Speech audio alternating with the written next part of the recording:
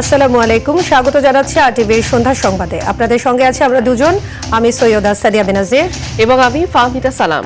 ত্রয়োদশ জাতীয় সংসদ নির্বাচনে প্রার্থীদের মনোনয়নপত্র যাচাই বাছাই শেষ। এরই মধ্যে ঢাকা, চট্টগ্রাম, রাজশাহী, ময়মনসিংহ ও ফেনী সহ দেশের বিভিন্ন আসনের মনোনয়নপত্র যাচাই বাছাই কার্যক্রম শেষ করা হয়েছে। ঢাকা জেলা ও মহানগরের 20টি আসনে দাখিলকৃত 238টি মনোনয়নের মধ্যে 75 জন প্রার্থীর মনোনয়ন বাতিল করা হয়েছে। কাল থেকে 9 জানুয়ারি রোববার পর্যন্ত নির্বাচন কমিশনে আপিল করতে পারবেন সংক্ষুব্ধ প্রার্থীরা। প্রতিনিধিদের পাঠানো তথ্যচিত্রে বিস্তারিত জানাচ্ছেন আবরার মাহি। যাচাই বাছাই শেষে ঢাকা জেলা ও মহানগরের 20টি আসনে দাখিলকৃত 238টি মনোনয়নের মধ্যে 75 জন প্রার্থীর মনোনয়ন বাতিল করা হয়েছে।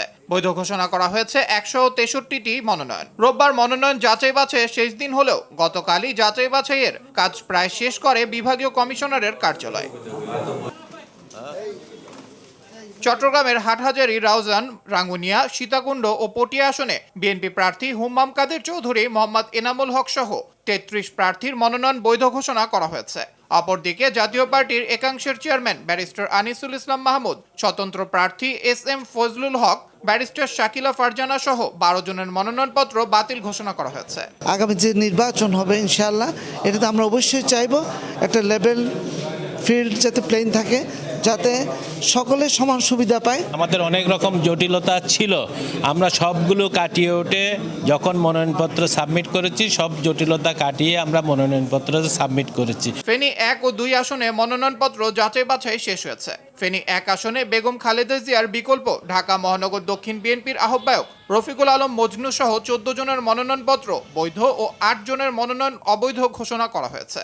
আজকে আমার যে মনোনয়নপত্র বৈধ হয়েছে, ইনশাল্লাহ আগামী দিনে আমরা সকলকে একসঙ্গে সাথে নিয়ে এই ফেনীর মানুষের যে প্রত্যাশা ছিল বেগম খালেদা জিয়ার নিকট, ইনশাল্লাহ সকলে একসঙ্গে কাজ করে সেই প্রত্যাশা ইনশাল্লাহ আমরা পূরণ করব।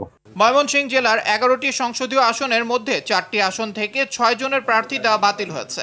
এর আগে গত 2 দিনে 11টি আসনের মধ্যে 7টি আসনে 16 জনের মনোনয়ন বাতিল ও 1 জনের মনোনয়ন স্থগিত করা হয়।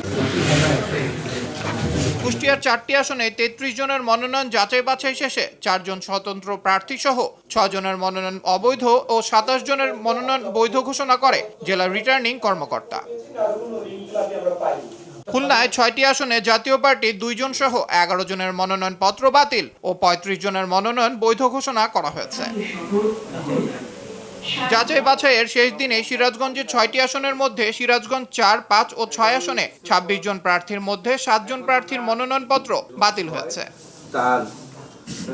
মানিকগঞ্জে 3টি আসনে 27 জন প্রার্থীর মধ্যে 9 জন প্রার্থীর মনোনয়ন বাতিল ও 18 জন প্রার্থীর মনোনয়ন বৈধতা পেয়েছে। নওগাঁর 6 আসনের মধ্যে 3টি আসনের মনোনয়নপত্র যাচাই বাছাই শেষে 22 প্রার্থীর মধ্যে 15 জনকে বৈধ, 5 জনের মনোনয়ন বাতিল ও 2 জনের মনোনয়ন স্থগিত করা হয়েছে। এছাড়া জামালপুরে 5টি আসনে 19 জনের মনোনয়ন বাতিল ও 26 জনের মনোনয়ন বৈধ। দিনাজপুর 5 আসনে 10 জন প্রার্থীর মধ্যে 1 জনের মনোনয়ন বাতিল। ভোলার 4টি আসনে 31 জনের মধ্যে 7 জনের মনোনয়নপত্র বাতিল ঘোষণা করা হয়েছে। আবরার মাহি, আরটিভি। দেশের আইনশৃঙ্খলা পরিস্থিতি স্বাভাবিক রাখার জন্য র্যাব সহ সব বাহিনী কাজ করে যাচ্ছে। সেই সঙ্গে নির্বাচনকে কেন্দ্র করে সব ধরনের প্রস্তুতি নেওয়া হয়েছে বলে জানিয়েছেন র্যাবের মহাপরিচালক AK-M শহীদুর রহমান। সম্প্রতি র্যাব ফোর্সেস পরিচালিত বিভিন্ন আভিযানিক সাফল্য নিয়ে দুপুরে সাংবাদিকদের সঙ্গে মতবিনিময়ের সময় তিনি সব কথা বলেন। ডিজি আরও বলেন, নির্বাচনে র্যাব স্ট্রাইকিং ফোর্স হিসেবে দায়িত্ব পালন করবে। জুলাই গণঅভ্যুত্থানে এরপর থেকে র্যাব দেশের সব আলোচিত ঘটনায় আসামিদের গ্রেফতারে কাজ করেছে বলেও জানান র্যাব মহাপরিচালক।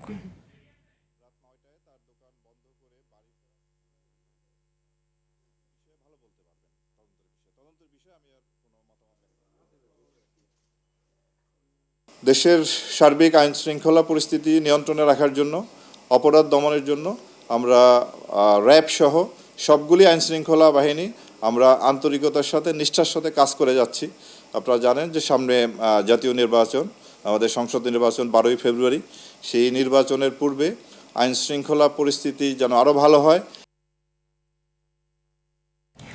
প্রায় দেড় যুগ পর নির্বাসিত জীবন থেকে তারেক রহমানের দেশে ফেরা এবং বেগম খালেদা জিয়ার মৃত্যু আসন্ন নির্বাচনের সমীকরণে বিশেষ গুরুত্বপূর্ণ হয়ে উঠেছে বলে মনে করছেন বিশেষজ্ঞরা। তারা বলছেন, তারেক রহমানের প্রত্যাবর্তন আর বেগম জিয়ার জানাজায় মানুষের উপস্থিতি রাজনৈতিকভাবে কাজে লাগাতে পারলে আগামী নির্বাচনে বিএনপির পথ মসৃণ হবে।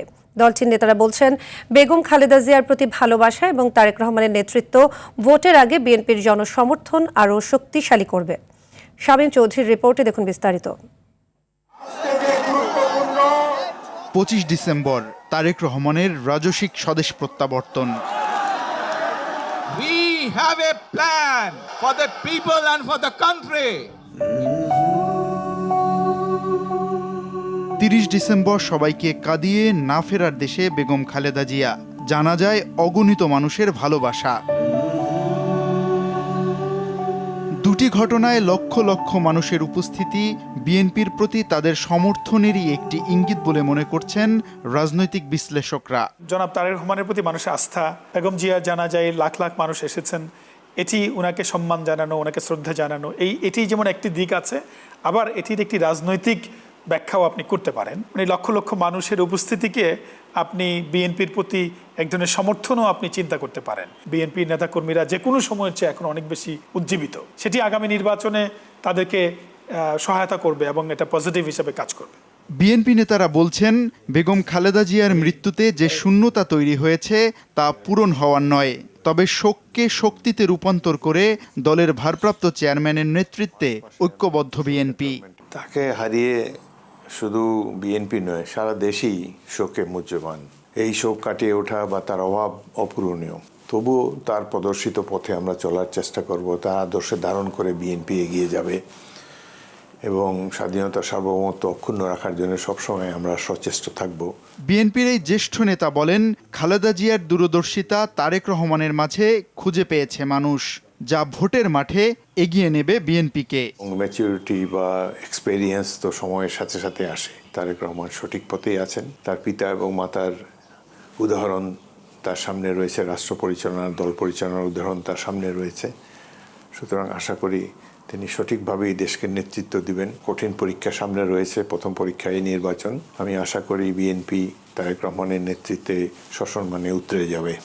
বেগম খালেদা জিয়ার প্রতি ভালোবাসা এবং তারেক রহমানের প্রতি জনসমর্থন নির্বাচন পর্যন্ত ধরে রেখে সেটিকে রাজনৈতিকভাবে ব্যবহার করতে পারলে বিএনপি আগামী নির্বাচনে থাকবে অনেকটাই এগিয়ে, এমনটাই মত এই রাজনৈতিক বিশ্লেষকের। অতীতের যে কোনো সময়ের চেয়ে বিএনপি আরও শক্তিশালী হয়েছে। শামীম চৌধুরী, RTV, ঢাকা। আসন্ন জাতীয় সংসদ নির্বাচন সামনে রেখে প্রথমবারের মতো বৈঠক করেছে বিএনপি নির্বাচন পরিচালনা কমিটি। রোববার সন্ধ্যায় রাজধানী গুলশানে বিএনপি নির্বাচনী অফিসে এই বৈঠক অনুষ্ঠিত হয়। পরে সংবাদ সম্মেলনে কমিটির চেয়ারম্যান ও দলের স্থায়ী কমিটির সদস্য নজরুল ইসলাম খান বলেন, বিএনপি একটি শান্তিপূর্ণ নির্বাচন আশা করছে এবং তা বাস্তবায়নের জন্য যা করা দরকার তাই করবে।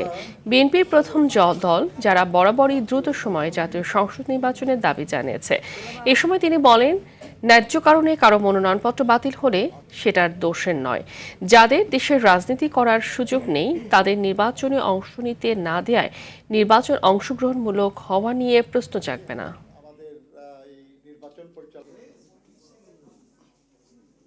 এই নির্বাচনটা যাতে অবাধ সুষ্ঠু হয়, এই নির্বাচনটা যাতে শান্তিপূর্ণ হয়, এই নির্বাচনে যেন সত্যি সত্যি আমাদের জনগণ তাদের মত প্রকাশ করতে পারেন, সেই লক্ষ্যেই আমাদের কাজ। আমাদের নেতা জনাব তারেক রহমানের নেতৃত্বে আমাদের দল এই কাজটি করছে। গুলশান থেকে সরাসরি যুক্ত হচ্ছেন সহকর্মী রাজীব সর্দার। রাজীব, বিএনপির নির্বাচন পরিচালনা কমিটির বৈঠক চলছে, সেখানকার সর্বশেষ কি কি তথ্য পেয়েছেন আপনি আমাদের জানাবেন? জি সাদিয়া, গুলশানের যে বাসাটিতে আগামী জাতীয় সংসদ নির্বাচন পরিচালনার জন্য বিএনপির পক্ষ থেকে জাতীয় নির্বাচন পরিচালনা কমিটির কার্যালয় করা হয়েছে। এটি মূলত বিএনপির যে গুলশান বিএনপির চেয়ারপারসনের কার্যালয় রয়েছে সেই কার্যালয়ের পাশেই। আমি যদি বলি যে কার্যালয়ের এই বৈঠক অর্থাৎ প্রথমবারের মতো এই বৈঠকটি অনুষ্ঠিত হলো এবং বৈঠক শেষে ব্রিফ করেছে এই পরিচালনা কমিটির চেয়ারম্যান এবং দলের স্থায়ী কমিটির সদস্য নজরুল ইসলাম খান। তিনি যেটি বলেছেন যে এই নির্বাচন পরিচালনা কমিটির মুখপাত্র হিসেবে দায়িত্ব পালন করবেন মাহাদি আমিন এবং এছাড়াও যারা এই নির্বাচনের গুরুত্বপূর্ণ পদে থাকবেন তাদেরকে এখানে পরিচয় করিয়ে দেওয়া হয়েছে এবং বলা হয়েছে যে এই পরিচালনা কমিটিতে একটি করে উপকমিটিও থাকবে এবং সেই উপকমিটি আগামী 2 দিনের মধ্যে তাদের প্রস্তাব দেবে কিভাবে মূলত নির্বাচন পরিচালনা করা যায়। এবং তারা যেটি বলেছে যে এই নির্বাচন সুষ্ঠু, অবাধ এবং নিরপেক্ষ করার জন্য যা যা করার দরকার এবং নির্বাচন পরিচালনার জন্য যা যা করার দরকার এই কমিটি তা করবে। এবং একই সঙ্গে বলেছেন যে বিএনপি বরাবরই একটি অবাধ, সুষ্ঠু এবং নিরপেক্ষ নির্বাচনের দাবি জানিয়ে আসছেন এবং সেই নির্বাচন যাতে সুষ্ঠু এবং অবাধ হয় সেই জন্য সরকার এবং নির্বাচন কমিশনকে যা যা সহযোগিতা করার দরকার তা করবে এই কমিটি। এছাড়াও একই সঙ্গে তিনি বলেছেন যে বিএনপি যেহেতু গণতান্ত্রিক ধারার বিশ্বাস করে এবং বরাবরই তারা নির্বাচন কেন্দ্রিক রাজনীতি করে, তারা বিশ্বাস করে যে আগামী 12ই ফেব্রুয়ারি যে নির্বাচনটি অনুষ্ঠিত হচ্ছে এই নির্বাচনের মাধ্যমে একটি নিরপেক্ষ সরকার আসবে এবং সেই সরকার মানুষের জবাবদিহিতামূলক সরকার হবে এবং মানুষের অধিকার অর্থাৎ বিগত সরকার আমরা যেটি বলতে পারি যে পতিত আওয়ামী লীগ সরকারের সময় যে মানুষের গণতন্ত্র, বাক স্বাধীনতা, মানুষের মৌলিক অধিকার ক্ষুণ্ণ হয়েছে বা হরণ করা হয়েছে সেই অধিকারগুলো যাতে প্রতিষ্ঠিত হয়। এবং তারা বিশ্বাস করে যে বিএনপি একটি বৃহৎ রাজনৈতিক দল এবং জনপ্রিয় রাজনৈতিক দল হওয়ার পর এবং আগামী নির্বাচনে বিএনপি বিজয়ী হবে এমন উজ্জ্বল সম্ভাবনা থাকার পরও বিএনপি যে শুধুমাত্র নির্বাচন সরকার গঠনের জন্য করছে এমন নয়, শুধুমাত্র মানুষের মৌলিক অধিকার, বাক স্বাধীনতা এবং মানুষের ভোটের অধিকার প্রতিষ্ঠার জন্যই কিন্তু বিএনপি একটি সুষ্ঠু এবং নিরপেক্ষ নির্বাচন দ্রুত সময়ের জন্য চাচ্ছেন এবং সেই দাবি জানাচ্ছেন। তো এই ছিল আমার কাছে সর্বশেষ। সাদিয়া, ধন্যবাদ রাজীব। সিলেটে হযরত শাহজালাল রাদিয়াল্লাহু আনহু-এর মাজার জিয়ারত করেছেন বিএনপি মহাসচিব মির্জা ফখরুল ইসলাম আলমগীর। সন্ধ্যার কিছুক্ষণ আগে মাজার জিয়ারত করেন তিনি। এ সময় তার সঙ্গে ছিলেন সিলেটের 5টি আসনে বিএনপি মনোনীত প্রার্থী এবং জেলা ও মহানগর বিএনপির নেতাকর্মীরা। এর আগে দরগা মসজিদে আসরের নামাজ আদায় করেন মির্জা ফখরুল। হযরত শাহজালাল রাদিয়াল্লাহু আনহু-এর মাজারে জোহরের নামাজ আদায়ের কথা থাকলেও ফ্লাইট বিড়ম্বনায় তা সম্ভব হয়নি তার। সন্ধ্যায় স্থানীয় একটি হোটেলে সাংবাদিকদের সাথে মতবিনিময় করবেন বিএনপি মহাসচিব।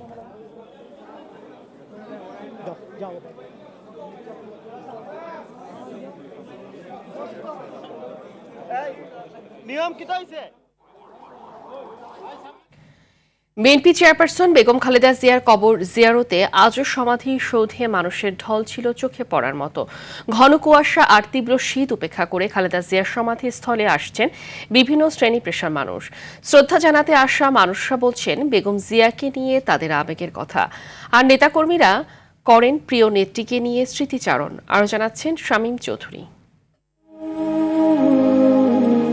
শীতের সকাল, কুয়াশা ঠেলে পূব আকাশে তখনও দেখা মেলেনি সূর্যের। তেজদীপ্ত রোদের আলো ফোটার আগেই রাজধানীর জিয়া উদ্যানে মানুষের ঢল ছিল চোখে পড়ার মতো।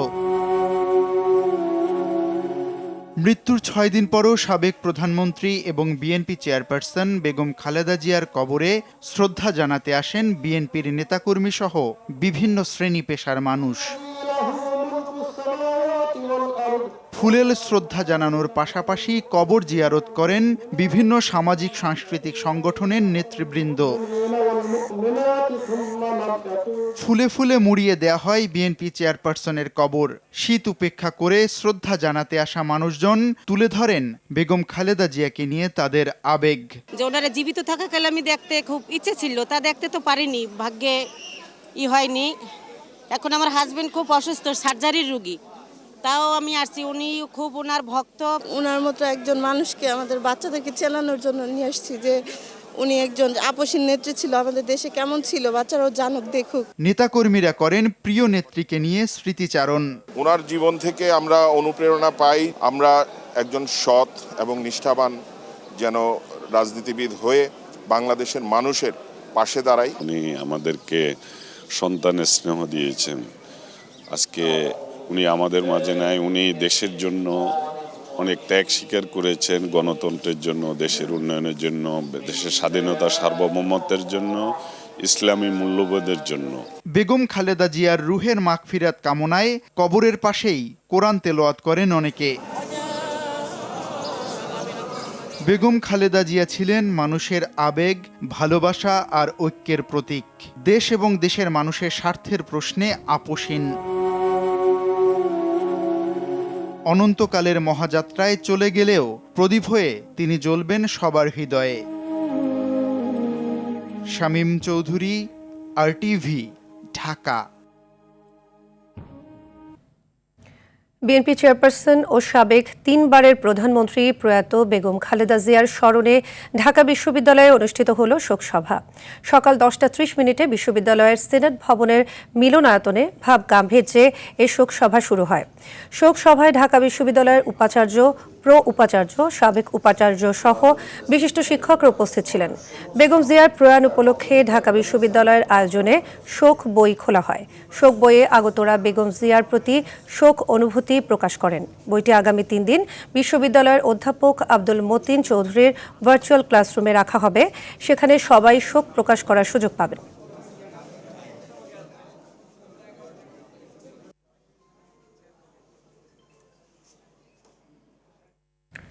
ভোক্তা পর্যায়ে বেসরকারি খাতের এলপিজি গ্যাসের দাম কেজিতে বাড়ল 4 টাকা 42 পয়সা। চলতি জানুয়ারি মাসের জন্য 12 কেজি সিলিন্ডারের দাম 53 টাকা বাড়িয়ে নির্ধারণ করা হয়েছে 1306 টাকা। বাংলাদেশ এনার্জি রেগুলেটরি কমিশন আজ এই নতুন দাম ঘোষণা করে, যা সন্ধ্যা 6টা থেকে কার্যকর হয়। এদিকে গ্যাসের দামে পড়ছে ভোক্তার পকেট। রাজধানী সহ দেশের বিভিন্ন অঞ্চলে সিলিন্ডারের অস্বাভাবিক মূল্য বৃদ্ধি ও সরবরাহ সংকটের কারণে চরম ভোগান্তিতে পড়েছেন ভোক্তারা। বিক্রি হচ্ছে 1,500 থেকে 2,000 টাকায়, কোথাও কোথাও এর চেয়েও বেশি দামে। মোহাম্মদ সাইমের রিপোর্ট। বাসাবাড়িতে রান্নার কাজে সবথেকে বেশি ব্যবহৃত হয় 12 কেজি সিলিন্ডারের এলপিজি গ্যাস, যা বছরের শুরুতেই 1 লাফে 1.5 গুণ বৃদ্ধি পাওয়ায় বিরূপ প্রভাব পড়েছে নগর জীবনে।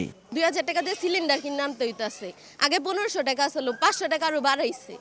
এই জায়গায় বাচ্চা হলে আমরা কেমনে খামো আর কেমনে কি করবো? সিলিন্ডার গ্যাস এই 3 দিন আগেও 1400 টাকা ছিল, আজকে 2 দিনের মাথায় মনে করেন যে আজকে 1900 টাকা সিলিন্ডার আনছি। কিল্লিকে বাড়ছে এটা একমাত্র আল্লাহই কইতারে, আমরা তো আর কইতারি না। সরবরাহের তুলনায় কয়েক গুণ বেশি চাহিদা থাকায় মূল্য বৃদ্ধির কারণ বলে জানিয়েছেন পরিবেশকরা।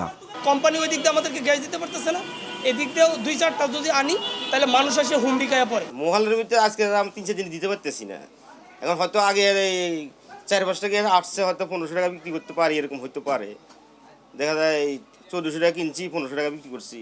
সরকারের বেঁধে দেওয়া মূল্য 1253 টাকা হলেও কোম্পানি বিক্রি করছে 1329 টাকায়। এর উপরে পরিবহন খরচ ও আনুষঙ্গিক ব্যয় মেটাতেই ডিলার পর্যায়ে 1,500 ও খুচরা পর্যায়ে আরও বেশি মূল্যে বিক্রি করতে হচ্ছে দাবি বিক্রেতাদের। কোম্পানি এখন দেখা যাচ্ছে আমরা সর্বশেষ যেটা একবার ওমারের একটা ফ্রি অর্ডার করছি 1329 টাকা করে ফ্রি অর্ডার করছি। এখানে সর্বনিম্ন 1500 টাকা বিক্রি করলেও আমাদের পোষায় না। আর এখন আমরা তো টাকা তো বড় কথা না, এখন আমরা মানুষকে কারণ অনেকেই আসি আমরা সাইনবোর্ড লাগাই দিচ্ছি, গ্যাস দিতে পারতেছি না।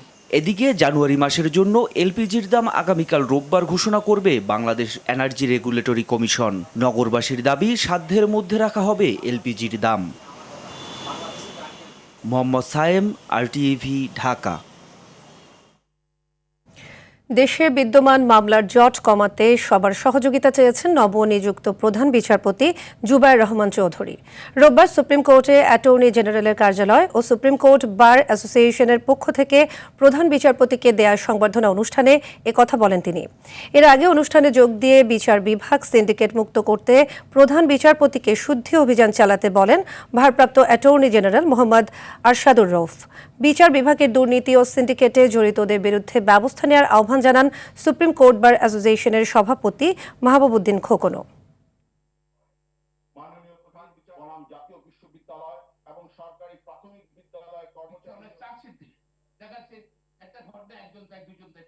I seek your prayers and blessings for properly discharging this onerous duty and responsibility. বুদ্ধিবৃত্তিক দুর্নীতি ডিনামাইটের চেয়েও ধ্বংসাত্মক, অ্যাটম বোমার চেয়েও ভয়াবহ, ক্যান্সারের চেয়েও মরণঘাতী। সুতরাং শুদ্ধি অভিযানের মাধ্যমে বিচার বিভাগের সকল স্তর থেকে দুর্নীতি নির্মূল করতে হবে। মামলার জট কমবে না, মামলা ডিসপোজ করতে পারবে, জট কমবে না যে পর্যন্ত বাংলাদেশে মিথ্যা মামলা বন্ধ না হবে। বাংলাদেশ ক্রিকেট প্রসঙ্গ। নিরাপত্তা ঝুঁকির কথা বিবেচনায় নিয়ে টি-20 বিশ্বকাপ খেলতে ভারত না যাওয়ার সিদ্ধান্ত নিয়েছে বাংলাদেশ ক্রিকেট বোর্ড। এরই মধ্যে আইসিসির কাছে ভেন্যু পরিবর্তনের অনুরোধ জানিয়ে চিঠি দিয়েছে বিসিবি। মোস্তাফিজুর রহমানকে আইপিএল থেকে বাদ দেওয়ার সিদ্ধান্তের পর নির্বাহী কমিটির জরুরি বৈঠকে এই সিদ্ধান্ত নেওয়া হয়। বিস্তারিত জানাচ্ছেন মোমসাদ দিনুরি। শনিবার রাতেই ক্রীড়া উপদেষ্টা আসিফ নজরুলের ফেসবুক পোস্টের পর গরম হয়ে ওঠে ক্রিকেট পাড়া। মুস্তাফিজ ইস্যুতে টালমাটাল ভারত বাংলাদেশ ক্রিকেট কূটনীতি। তার ফলাফল হিসেবে অনুমান করা গিয়েছিল টি-20 বিশ্বকাপ খেলতে ভারতে দল পাঠাচ্ছে না বাংলাদেশ। অবশেষে সত্যি হলো সেই গুঞ্জন। अगर मुस्तफिजुर रहमान 2 करोड़ का भड़वा आईपीएल में खेलेगा तो जिस मैदान में खेलेगा उसी मैदान में मारेंगे। ভারতের কট্টর হিন্দুত্ববাদী সংগঠনগুলোর হুমকির মুখে দেশটির ক্রিকেট বোর্ডের নির্দেশনায় কলকাতা নাইট রাইডার্সের স্কোয়াড থেকে বাদ দেওয়া হয় মুস্তাফিজকে। এরপরই প্রশ্ন উঠে, এক বাংলাদেশি অনিরাপদ হলে পুরো দলের দায়িত্ব নিতে পারবে তো ভারত? এরপরই বাংলাদেশের ক্রিকেট বোদ্ধা, সাংবাদিক ও সংশ্লিষ্টরা বিষয়টি নিয়ে উদ্বেগ জানায়। পরিস্থিতি হয়ে ওঠে টালমাটাল। জরুরি বৈঠকে বসে বোর্ড। এরই মধ্যে এক সংবাদ বিজ্ঞপ্তির মাধ্যমে ভারতে দল না পাঠানোর খবর জানায় বিসিবি। সাম্প্রতিক ঘটনা প্রবাহে বাংলাদেশ দলের যে নিরাপত্তা শঙ্কা দেখা দিয়েছে তার প্রেক্ষিতেই বোর্ডের এই সিদ্ধান্ত। এমন পরিস্থিতিতে বিষয়টি নিয়ে শঙ্কিত ক্রিকেট ভক্তরা।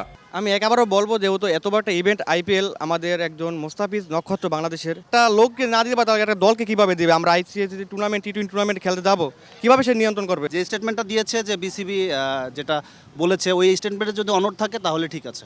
ক্রিকেটের জায়গা থাকবে, আর আমাদের পলিটিক্যাল বিষয়, রাজনৈতিক বিষয়, এটা সম্পূর্ণ আলাদা থাকা উচিত। এদিকে বাংলাদেশের ম্যাচগুলো অন্য কোথাও সরিয়ে নেওয়ার ব্যাপারে ইতিমধ্যেই আইসিসিকে অনুরোধ জানিয়েছে বিসিবি। সেক্ষেত্রে লিটন মুস্তাফিজদের বিশ্বকাপের ভেন্যু হতে পারে অপর হোস্ট নেশন শ্রীলঙ্কা। এখন দেখার বিষয় ভারত বাংলাদেশ বৈরিতাকে কিভাবে সামাল দেয় ক্রিকেটের সর্বোচ্চ নিয়ন্ত্রক সংস্থা। মুমসাদ দিনুরি, RTV। খেলার মধ্যে রাজনীতি নিয়ে আসা হয়েছে। কোন যুক্তিতে ক্রিকেটার মোস্তাফিজকে নিষেধ করা হয়েছে, আইনগত ভিত্তি যাচাই বাছাই করে আইপিএল সম্প্রচারের বিষয়ে পদক্ষেপ নেবে সরকার, জানিয়েছেন তথ্য উপদেষ্টা সৈয়দা রেজওয়ানা হাসান। সচিবালয়ে BFRF সংলাপে এসব কথা বলেন তিনি। নির্বাচনের পরিবেশ নেই এমন অভিযোগ কোনো রাজনৈতিক দল করছে না উল্লেখ করে তিনি বলেন, এখন পর্যন্ত পরিবেশ গ্রহণযোগ্য আছে। তিনি বলেন, নির্বাচনের দিকে দেশ এগিয়ে যাচ্ছে। বিচার কার্য শেষ না হওয়া পর্যন্ত আওয়ামী লীগ অংশগ্রহণ করতে পারবে না। আনফরচুনেটলি খেলাটার মধ্যে রাজনীতি নিয়ে আসা হয়েছে। অন্যান্য সময় আমরা কি বলি, বাংলাদেশের একটা খেলোয়াড়কে নিশ্চিত করার পরে তাকে রাজনৈতিক যুক্তিতে, যেটা আমরা পত্রপত্রিকায় দেখেছি, বলা হচ্ছে যে ওকে নেওয়া হবে না। তো এইরকম সিদ্ধান্তের প্রেক্ষিতে আমাদের দেশের জনগণেরও তো মনে একটা আঘাত লাগে, তাদের মধ্যেও একটা প্রতিক্রিয়া হয়। সেরকম জায়গায় আমাদেরকেও একটা অবস্থান নিতে হবে। আমরা সেই অবস্থানের আইনগত ভিত্তি এবং প্রক্রিয়া যাচাই বাছাই করছি এবং করার পরে আমরা একটা বিফিটিং পদক্ষেপ গ্রহণ করব।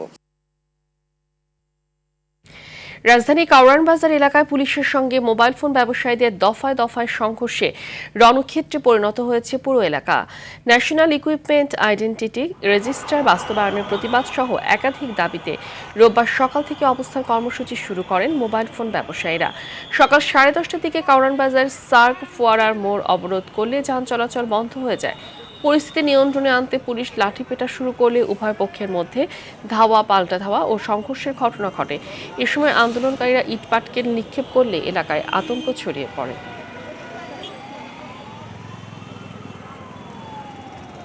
আমরা কোনো কিছুই করি নাই, আমাদের উপরে পুলিশ লাঠিচার্জ করছে, আমাদের ভাইকে ছেঁচড়াইয়া তাদেরকে অনেকভাবে লাঠিচার্জ করছে। যেভাবে হামলা করছে, যেভাবে গরম পানি দিচ্ছে, আমরা কি বলবো, আমাদের মা বোন বাচ্চা কাচ্চা নিয়ে আমরা আজকে অসহায়ের মতো আত্মসমর্পণ করলাম। সরকার কালকে একটা ডিক্লার দিচ্ছে যে তারা আমাদেরকে 45% আর যারা অফিসিয়াল বিক্রি করে তাদেরকে 5% করে দিচ্ছে। কিন্তু এই 5% করার পরে ভাই, আপনারা যারা সাংবাদিক আছেন, আপনাদের কাছে প্রশ্ন একটাই, আপনারা ভিজিট করেন মার্কেট, একটা 24,000 টাকা ফোন 26,000 টাকা হয়ে গেছে। একটা পার্সেন্টেজ কমানোর পরে কিভাবে ফোনের দাম বাড়ে ভাই? বিটিআরসি ভবন ভাঙচুরের মামলা হয়েছে, সেখানে সম্ভবত 55 জনের নাম দিয়ে এবং বাকি 500-600 জন মোবাইল ব্যবসায়ী তাদের নামে মামলা হয়েছে। ঠিক আছে, এই ব্যবসায়ীরাই এই মামলার আসামি। নানা সংকটে গত 1.5 বছরে সারা দেশে বন্ধ হয়েছে অন্তত 354টি শিল্প কারখানা। সবচেয়ে বড় ধাক্কা লেগেছে সাভারে, যেখানে বন্ধ হয়েছে 214টি। এতে কাজ হারানো শ্রমিকরা চাকরির আশায় ভিড় করছেন বিভিন্ন কারখানার সামনে। তবে তাদের বেশিরভাগই ঘরে ফিরছেন হতাশ হয়ে। আশুলিয়া থেকে ওমর ফারুকের পাঠানো তথ্যচিত্র আরও জানাচ্ছেন সুলাইমান কবির। রাজধানী ঢাকা শিল্পাঞ্চল খ্যাত আশুলিয়া, যে জনপদ দিনরাত মুখর থাকত লাখো শ্রমিকের কর্মব্যস্ততায়, সেখানে এখন কেবলই হাহাকার আর অনিশ্চয়তা। কান পাতলেই শোনা যায় কাজ হারানো শ্রমিকদের দীর্ঘশ্বাস। গার্মেন্টস শিল্প মালিকদের সংগঠন বিজিএমই এর তথ্য বলছে, রাজনৈতিক পট পরিবর্তনের পর নানা কারণে বন্ধ ঘোষণা করা হয়েছে প্রায় 350 কারখানা। কর্মহীন হয়ে পড়েছেন 1,40,000 শ্রমিক। একসময় যাদের ঘামে সচল থাকতো দেশের অর্থনীতির চাকা, তারাই এখন চাকরির আশায় কারখানার গেটে গেটে ঘুরছেন সকাল থেকে রাত। যে শিল্প কারখানাগুলি বন্ধ হয়েছে, এগুলি সরকারের পৃষ্ঠপোষকতা, এগুলি কিভাবে নতুন করে আবার চালু করা যায়, সরকারের চেষ্টা করা উচিত। তোমার বয়স বেশি হয়ে গেছে, তুমি চাকরি হবে না, আমি দাঁড়ে দাঁড়ে ঘুরতেছি, জায়গায় জায়গায় ঘুরতেছি। অলরেডি আমি হাফেজি লাইনে পড়াচ্ছি, কিন্তু আমি এত অসহায় মা যে আমি পারতেছি না আমার বাচ্চার বেতন টানতে। গেটে অনেক মানুষ, ফ্যাক্টরি বন্ধের কারণে এইগুলা দেখে অন্যান্য কোম্পানি মানে আমাদের নিচ্ছে না। হাজার হাজার শ্রমিক মনে করেন যে রাস্তায় রাস্তায় ঘুরতেছে, ঠিক আছে, কোনো কাজ বাজ পাচ্ছে না, গার্মেন্টসের লোক নিচ্ছে না। আমাদের চাকরির জন্য অনেক কষ্ট হয়ে যাইতেছে, আমরা রুম ভাড়া দিতে পারতাছি না, আমরা খাইতে পারতাছি না। শ্রমিকদের এমন দুঃসময়ে সরকারি পৃষ্ঠপোষকতার বিকল্প নেই বলে মনে করেন এই শ্রমিক নেতা। বেকারত্ব দূরকরণের জন্য বাংলাদেশ সরকার কাছে আমাদের অনুরোধ যে তাদের কর্মসংস্থানের ব্যবস্থা করা দ্রুত, তা না হলে তারা বিভিন্ন অনৈতিক কাজের সাথে লিপ্ত হবে এবং দেশের অর্থনীতি সংকটময় পরিকল্পনা করবে। বিশ্ববাজারে বাংলাদেশের সুনাম ধরে রাখতে বন্ধ কারখানাগুলো চালু করার দাবি শ্রমিকদের। সুলাইমান কবির, RTV।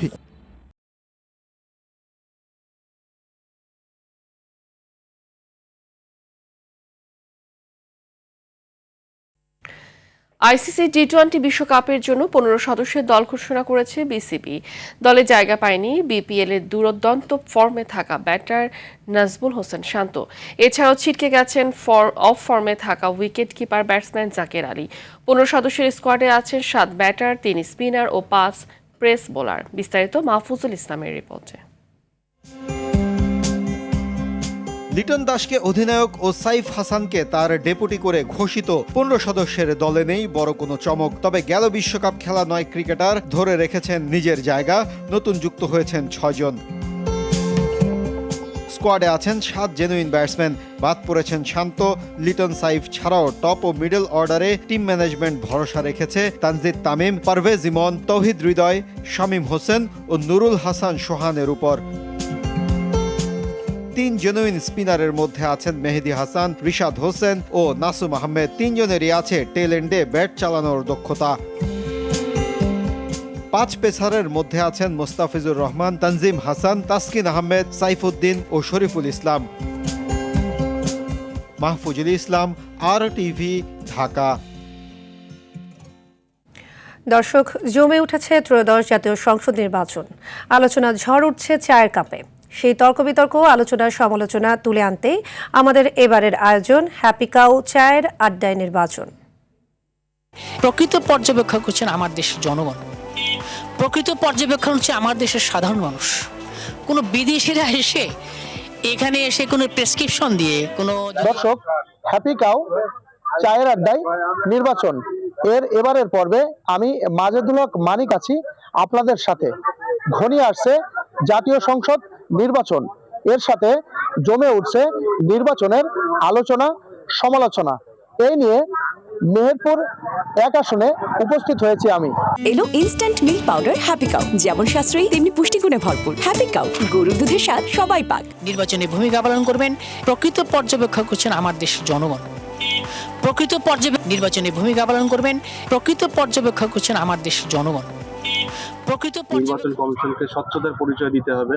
তারপরে নির্বাচনটাকে কিভাবে পেশি শক্তি মুক্ত করা যায় সেই বিষয়টা সর্বোচ্চ গুরুত্ব দিতে হবে নির্বাচন কমিশনকে। আমার ভোটটা আমি ঠিক জায়গায় দিতে পারবো, আমরা এবার আশা করছি যে নিরপেক্ষ একটা ভোট হবে। দিনের ভোট রাত্রির বেলায় হয়ে গেছে, এটা খুব দুঃখজনক যে আইন শৃঙ্খলা একজনের পক্ষপাতিত্ব করেছে। তো এবারের নির্বাচনে আমরা চাই যে আইন শৃঙ্খলা বাহিনী নিরপেক্ষ থাকবে এবং যেখানে কোনো সমস্যা হবে সেই সমস্যাটা আইন শৃঙ্খলা বাহিনীর মাধ্যম দিয়ে সমাধান হবে। তরুণরা যেহেতু জীবনের প্রথম ভোট এবং এটা একটা ভোট মানে প্রথম ভোট মানে একটা প্রথম অভিজ্ঞতা জীবনের, তো এই জন্য তরুণরা চেয়ে আছে যে আমরা ভোট দেব।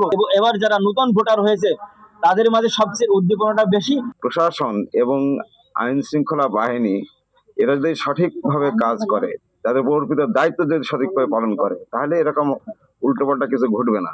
কারণ মানুষের তো এই এক্সপিরিয়েন্স নাই, যারা আজকে নতুন ভোটার হয়ে গেছে তাদের তো এক্সপিরিয়েন্স নাই। দর্শক, হাতিকাও চায়ের আড্ডায় নির্বাচন আর এ পর্যন্তই। ভালো থাকুন, সুস্থ থাকুন। আমার দেশের সাধারণ মানুষ, কোনো বিদেশিরা এসে। সন্ধ্যার সংবাদ এ পর্যন্তই। রাতের সংবাদ 11:15টায় দেখার আমন্ত্রণ রইল। ধন্যবাদ সবাইকে। ধন্যবাদ।